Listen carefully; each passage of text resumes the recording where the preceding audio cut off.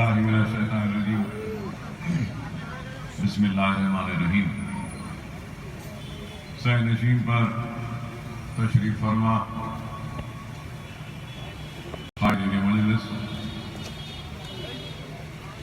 صدور و معتمدین ابتدائی مجلس اتحاد المسلمین،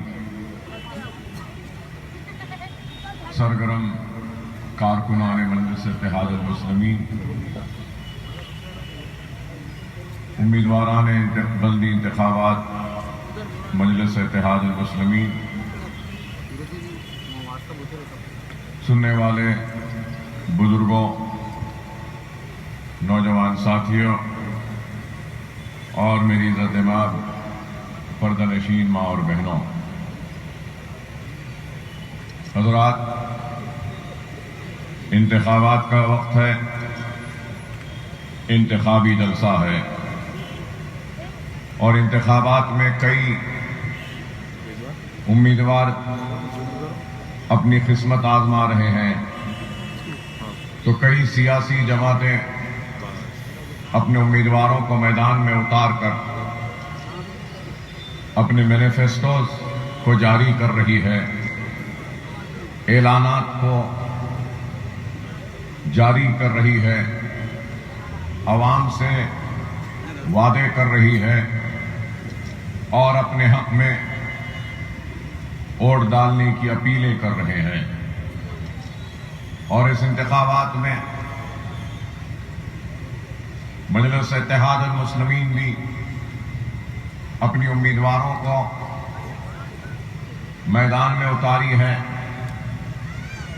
اور عوام کے درمیان میں جا کر عوام سے اپیل کر رہی ہے کہ وہ اپنے جماعت مجلس اتحاد المسلمین کے حق میں اپنے قیمتی ووٹ کا استعمال کریں۔ اور آج اس جلسے سے میں آپ سے مخاطب ہو کر یہ بات کہنا چاہتا ہوں کہ عوام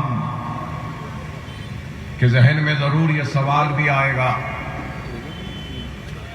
کہ اگر میں مجلس اتحاد المسلمین کو ووٹ دوں تو کیوں دوں؟ اور میں آج یہاں پر کھڑے ہو کر جذباتی تقاریر یا جذباتی نعروں کے ذریعے آپ کے ووٹ کو بٹورنے کی لالچ کو لے کر نہیں آیا۔ میں آج آپ کے درمیان میں مجلس اتحاد المسلمین کے ایک ذمہ دار کی حیثیت سے کھڑا ہو کر ایک ذمہ دارانہ گفتگو کرتے ہوئے اپنی ذمہ داری کو نبھانے کی کوشش کر رہا ہوں۔ اور یہ بات اظہر من الشمس ہے کہ مجلس اتحاد المسلمین کوئی تعارف کی محتاج جماعت نہیں۔ مجلس اتحاد المسلمین آپ کے لیے کوئی نئی نہیں۔ مجلس اتحاد المسلمین یہ پہلا انتخاب نہیں لڑ رہی ہے۔ مجلس اتحاد المسلمین آج سے 62 برس پہلے جب اس کا احیا ہوا تو ایک سوچ کو لے کر آگے بڑھی، ایک فکر کو لے کر آگے بڑھی، ایک پیغام کو لے کر آگے بڑھی، اور وہ سوچ و فکر، وہ پیغام کو حیدرآباد کی عوام نے قبول کیا۔ وہ سوچ، وہ پیغام، وہ فکر کیا تھا؟ وہ سوچ، وہ فکر، وہ پیغام یہی تھا، سب سے پہلے تو ایک مرکز سیاسی پہ جمع ہونے کا پیغام دیا۔ اس کے بعد اگر ایک سوچ دی تو وہ سوچ یہ تھی کہ تعلیمی اور معاشی پسماندگی کو دور کیا جائے گا، اور فکر اگر کچھ دی تو وہ یہ تھی کہ اتحاد کے ذریعے اپنے نمائندوں کو ایوانوں میں بھیجو اور اپنے مسائل کو ایوانوں میں پہنچا کر ان مسائل کو حل کرنے کی جدوجہد کرے گی مجلس اتحاد المسلمین۔ یہی پیغام تھا، یہی سوچ تھی، یہی فکر تھی جس کو لے کر ہم آگے بڑھے۔ اور دنیا بخوبی واقف ہے کہ مجلس اتحاد المسلمین نے مرکز سیاسی پہ منظم و متحد ہونے کا جو پیغام دیا تھا، اس پیغام کو عوام نے قبول کیا اور ایک مرکز سیاسی پہ جمع ہوتے گئے۔ ایک وقت وہ بھی تھا جب مجلس اتحاد المسلمین کے جلسوں میں سننے والے نہیں ہوا کرتے تھے، نہ ہی مجلس کے جلسوں میں کوئی لائٹ دینے والا ہوتا تھا، نہ ہی مجلس کے جلسوں میں مقررین کو کوئی پانی پلانے والا ہوتا تھا۔ عوام میں خوف کا یہ عالم تھا کہ اپنے دروازوں سے اور گھر کی کھڑکیوں میں سے جھانک کر دیکھتے تھے، لیکن ہمت نہیں جٹا پاتے کہ جلسوں میں آ کر بیٹھ کر مجلس کے مقررین کے خطاب کو سن سکے۔ ایسے اس دور سے اپنے جدوجہد کا آغاز کیا جب ہماری لہلاتی ہوئی کھیتیاں اجڑ چکی تھیں، عصمتیں لٹ رہی تھیں، آبادیاں خاک کی ڈھیر میں تبدیل ہو رہی تھیں، تخت و تاج عجائب گھر کی زینت بن چکا تھا، ہمارے محلات ویران ہو چکے تھے، منصب لٹ چکا تھا، جاگیریں تباہ و برباد ہو چکی تھیں، ہمارے پاس کچھ بھی نہیں تھا، سامنے صرف اندھیرا ہی اندھیرا نظر آ رہا تھا، خوف تھا، مایوسی تھی، سب کچھ لٹنے کا۔ اتنی مایوسی تھی کہ خوف میں لوگ گھروں میں بیٹھے ہوئے تھے۔ تو ایسے اس دور میں مجلس نے اپنی جدوجہد کا آغاز کیا تو مرکز سیاسی کا پیغام دیا، تعلیمی اور معاشی پسماندگی کو دور کرنے کا وعدہ کیا، دارالسلام کو حاصل کیا تو سب سے پہلے ایک اسکول اور اس کے بعد میں ITI سینٹر کو قائم کیا۔ احیاء مجلس کے بعد مجلس اتحاد المسلمین کے مرحوم صدر فخر ملت علیہ رحمٰ نے مجلس اتحاد المسلمین کے سالانہ اجلاس میں یہ اعلان کیا کہ اگر مسلمانوں کو اگر سب کے برابر لا کر کھڑا کرنا ہے تو ان کو تعلیم میں اور روزگار میں تحفظات فراہم کرنی چاہیے۔ یہ بات فخر ملت علیہ رحمٰ نے نظام آباد کے سالانہ اجلاس میں کہی تھی، اور اسی اجلاس میں فخر ملت علیہ رحمٰ نے کہا کہ میری آنکھیں دیکھ رہی ہیں، میری نظریں دیکھ رہی ہیں کہ وہ دن دور نہیں، ہمارا خود کا میڈیکل کالج ہوگا، ہمارا خود کے دواخانے ہوں گے، ہمارے خود کے انجینئرنگ کالج ہوگی، اور میری نظریں دیکھ رہی ہیں کہ ہماری آواز ایوان اسمبلی نہیں میں۔ یہ بھی مجلس اتحاد المسلمین کا کارنامہ۔ مجلس اتحاد المسلمین کام کرتی ہے، صرف زبانی جمع خرچ نہیں کرتی۔ اگر آج اکبر الدین اویسی یہاں کھڑے ہو کر تقریر کر رہا ہے اور آپ سے ووٹ کے لیے اپیل کر رہا ہے تو وہ اپیل کرنے کا حق رکھتا ہوں، کیونکہ آپ کے ہر دکھ میں آپ کے درمیان میں رہتی ہے مجلس، آپ کے درد میں آپ کے درمیان میں رہتی ہے، آپ کے ضرورت میں آپ کے درمیان رہتی ہے، فسادات میں کرفیوں میں آپ کے درمیان میں رہتی ہے، تو کورونا میں آپ کے درمیان میں رہتی ہے، بارش پڑتی ہے تو آپ کے درمیان میں رہتی ہے، طوفان آتا ہے تو آپ کے درمیان رہتی ہے، سیلاب آتا ہے تو آپ کے درمیان میں رہتی ہے، کوئی بیوہ فریاد کے لیے آتا ہے تو آپ کے درمیان میں رہتی ہے، کوئی یتیم آتا ہے تو اس کے لیے بھی مدد کے درمیان رہتی ہے۔ کیا کوئی ہے؟ بتا دو، کوئی ہے جو اپنی عوام کے لیے 24 گھنٹے دستیاب رہتا ہے تو وہ مجلس اتحاد المسلمین ہے۔ جمعے کے دن کو چھوڑ کر اتوار، پیر، منگل، چہارشنبہ، جمعرات اور ہفتے کے دن دارالسلام میں 11 بجے سے 2 بجے تک بیٹھنے والی قیادت، MLA، کارپوریٹرز کا نام بھی مجلس اتحاد المسلمین ہے۔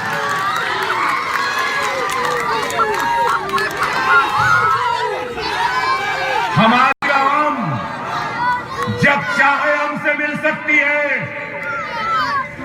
میں پوچھنا چاہتا ہوں مودی کے ماننے والوں، کیا تم مودی سے مل سکتے ہو؟ جا کر TRS والوں، میں تم سے پوچھنا چاہتا ہوں، کیا تم KCR سے مل سکتے ہو؟ اور آپ سے پوچھتا ہوں، جمعے کے دن کو چھوڑ کر آپ جب چاہے جب ہم سے مل سکتے ہیں یا نہیں؟ ارے یہی فرق ہے، یہی فرق ہے دوسروں میں اور مجلس اتحاد المسلمین میں۔ مجلس کام کرتی ہے، حکومت کو منواتی ہے، اور حکومت کے کام کرنے کا انتظار ضرور کرتی ہے، لیکن مرکز سیاسی سے اگر اس کو موقع ملتا ہے تو خود بھی کام کرتی ہے۔ ہم نے کام کیا۔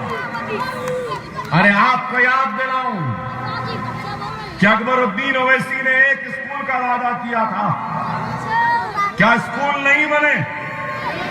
15,000 بچوں کو مفت تعلیم انشاءاللہ تعالی آئندہ 5 برس میں اور 3-4 اسکول بناؤں گا، یہاں پر بھی ایک بناؤں گا، یہ بھی وعدہ ہے۔ اور یہ بھی کہنا چاہتا ہوں کہ 15,000 بچے پڑھنا کوئی معمولی بات ہے؟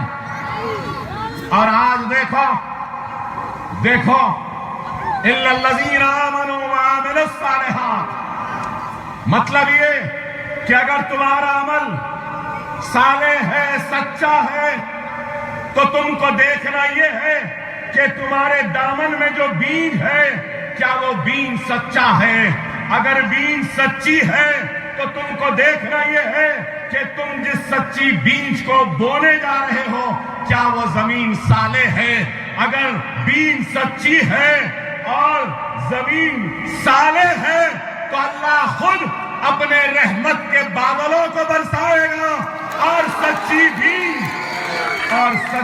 بیج صالح زمین کے سینے کو چاک کرتے ہوئے نبھر پڑے گی، نکل پڑے گی۔ یہی ایمان ہے۔ دنیا ہم کو کچھ بھی بولے، لیکن اللہ کی یہ رحمت یہ پیغام لے آ رہی ہے کہ اللہ ہم سے راضی ہے، اللہ ہم سے راضی ہے۔ لوگوں نے کہا بارش آئی، طوفان آیا، اب کے مجلس بدنام ہو گئی، مجلس کمزور ہو گئی، لیکن طوفانوں کا رخ موڑنے والوں کا نام مجلس اتحاد المسلمین۔ سیلابوں کے رخ کو بدل دیتے ہیں۔ ہم خود اپنے آپ میں ایک سیلاب ہیں، ہم خود اپنے آپ میں طوفان ہیں جو اپنا راستہ خود بناتے ہیں، اور ہمارے راستے میں جو آتا ہے ہم اس کو بخشتے نہیں ہیں۔ آج مجلس اتحاد المسلمین پر الزام اور مجلس اتحاد المسلمین پر یہ تہمتیں لگائی جاتی ہیں کہ مجلس نے کیا کیا۔ ارے مجلس نے ایسا کام کیا جو کسی نے نہیں کیا، وہ کام ہم نے کیا۔ لاک ڈاؤن کے وقت کیسا کام کیا آپ کے سامنے ہے کہ لوگ پریشان تھے، لوگ مجبور تھے، بھوکے تھے، پیاسے تھے، لیکن ہم نے ان کی بھوک کو مٹانے کا کام کیا۔ ہر گھر جا کر اناج پہنچایا، 1 لاکھ راشن کے کٹس تقسیم کیے۔ آج نہ صرف وہ بلکہ جب سیلاب آیا تو سیلاب کے پانی میں ہم رات بھر گھومتے رہے، پھرتے رہے، عوام کو دلاسا دیتے رہے۔ وہ گھر جو متاثر ہوئے ان گھروں تک امداد پہنچائی۔ نہ صرف وہ جو آٹو خراب ہوئے آٹو بنائے، چولہے خراب ہوئے چولہے بنائے، فریج خراب ہوئی فریج بنائے، واشنگ مشین خراب ہوئی واشنگ مشین بنائے۔ جن بچیوں کے شادیوں کا سامان بھر گیا ان کو سامان دیا، جو جنرل اسٹور تباہ ہوئے ان کو بھی دیا۔ ارے ہم نے کام کیا۔ ہم پہ تنقید کرنے والوں میں پوچھنا چاہتا ہوں، لاک ڈاؤن میں اکبر الدین اویسی کے علاوہ لال دروازے میں پہنچ کر کسی نے امداد دی؟ کیا ہندو بھائیوں کو کسی نے مدد کی؟ ارے اکبر الدین اویسی نے کی، مجلس نے کی، اور کہتے ہیں کہ ہم فرقہ پرست ہیں۔ ہم فرقہ پرست نہیں ہیں، ہم غریب پرست ہیں، ہم انصاف پرست ہیں، ہم انصاف کرتے ہیں عدالت کے ساتھ۔ ہم مذہب دیکھ کر کسی کا کام نہیں کرتے۔ دارالسلام کے دروازے ہر کسی کے لیے کھلے تھے، ہیں اور رہیں گے۔ آج بھی اس ڈائس پہ بھی ایک غیر مسلم ایک ہندو بھائی موجود ہے۔ کیا یہ نشانی نہیں کہ ہم ہر کسی کا کام کرتے ہیں؟ ارے یہ چھوڑو، بڑی بڑی باتیں کرتے ہیں۔ تلنگانہ کا سب سے بڑا تہوار، مہاکالی کا تہوار، بونالو تہوار، 120 گز پہ مندر ہے۔ وہاں مندر کے ٹرسٹ والے سارے ہندو لوگ میرے پاس آئے اور بولے، اکبر صاحب ہم بی جے پی کے پاس گئے، وہ ہمارا کام نہیں کرائے، ہم کانگریس کا ساتھ دیے، وہ کام نہیں کرائے، ٹی ڈی پی کا ساتھ دیے، وہ کام نہیں۔ ہر وقت صرف اکبر صاحب کی تصویر دکھانا اور ہم سے ووٹ لے لینا۔ لیکن آج ہم آپ کے پاس آئے ہیں، ہمارا کام کوئی نہیں کر سکتا، صرف آپ کر سکتے ہیں۔ میں نے ان سے پوچھا کیا کام ہے، تو انہوں نے کہا اکبر صاحب ہماری یہ سب سے پرانی مندر ہے اور یہ مندر 120 گز پہ ہے، تکلیف ہوتی ہے، اس کا کام کروائیے۔ میں ان کو بات کو سنا، چیف منسٹر چندر شیکھر راؤ صاحب سے ملاقات کی اور میں نے کہا چندر شیکھر راؤ صاحب آج میں ایک ایسا مسئلہ لے کر آیا ہوں جس سے آپ انکار نہیں کرنا۔ تو بولے اکبر بھائی کیا مسئلہ ہے؟ میں نے کہا لال دروازے کی مندر معلوم؟ ہاں ہمارے تلنگانہ کا بڑا تہوار ہے، سب سے بڑا تہوار ہے، بونالو کی سب سے بڑا ہے۔ میرا ہاں سب سے بڑا ہے، لیکن صرف 170 یا 180 گز پہ یہ مندر ہے۔ صحیح ہے اکبر بھائی، میرا آج میں نمائندگی کر رہا ہوں، آپ منظوری دیجئے 10 کروڑ کی، تاکہ یہ لال دروازے کی مندر جو چھوٹی ہے وہاں کے لوگوں نے نمائندگی کی، میں عوام کا نمائندہ ہوں، نمائندگی کو آپ تک پہنچانا میرا کام ہے، یہ کام کرو۔ تو انہوں نے کہا اکبر بھائی آپ بول رہے ہیں، میں یہ کام بالکل منظور کرتا ہوں، اور 10 کروڑ روپئے فوراً منظور کیے اس لال دروازے کی مندر کو بڑا کرنے کے لیے۔ پھر میں نے ان سے کہا کے سی آر صاحب آپ مندر کو دے رہے ہیں، مسجد کو بھی دیجئے۔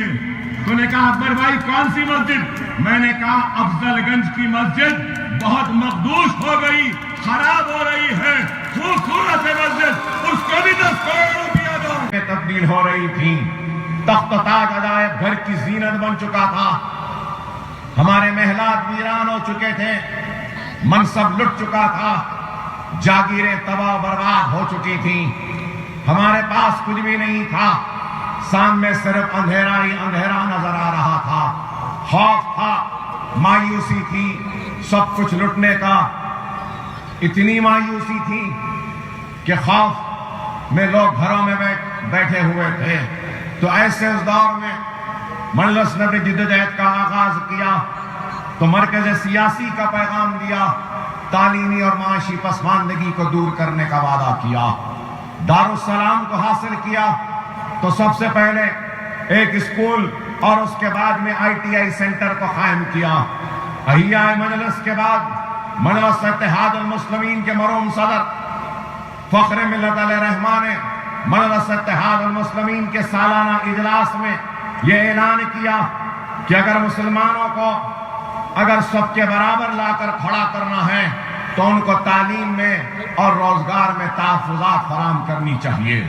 یہ بات فخر ملت علیہ رحمٰن نے نظام آباد کے سالانہ اجلاس میں کہی تھی، اور اسی اجلاس میں فخر ملت علیہ رحمٰن نے کہا کہ میری آنکھیں دیکھ رہی ہیں، میری نظریں دیکھ رہی ہیں کہ وہ دن دور نہیں، ہمارا خود کا میڈیکل کالج ہوگا، ہمارا خود کے دواخانے ہوں گے، ہمارے خود کے انجینئرنگ کالج ہوگی، اور میری نظریں دیکھ رہی ہیں کہ ہماری آواز ایوان اسمبلی نہیں بلکہ اللہ بھگوان خدا اور گاڈ کو نہیں مانتا، اس کا بھی یہ ملک ہے۔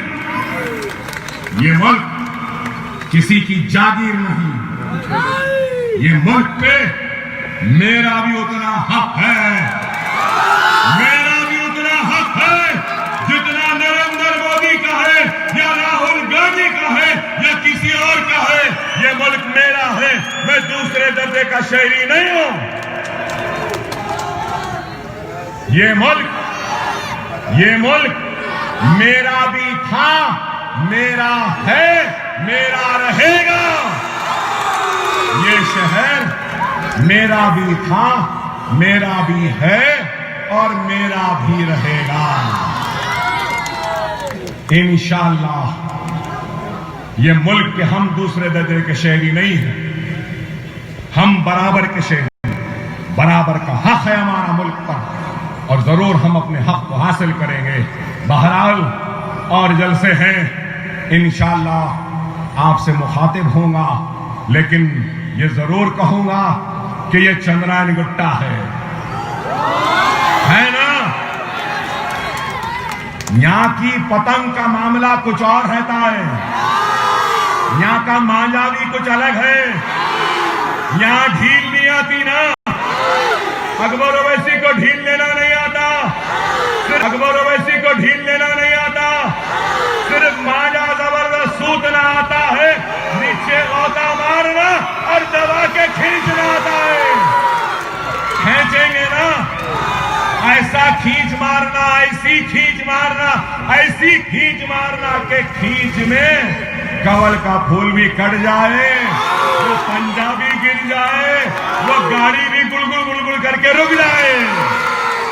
ایسا انشاءاللہ پہلی تاریخ کو بیلٹ پیپر ہے، تھپا مارنا ہے، ایسا موڑنا ہے، ڈبے میں ڈالنا ہے، ایک ایک ووٹ اپنا ڈالنا ہے، انشاءاللہ جیت ہماری ہوگی انشاءاللہ، مجھے اللہ کی ذات پر بھروسہ ہے۔ وآخر دعوانا الحمدللہ رب العالمین۔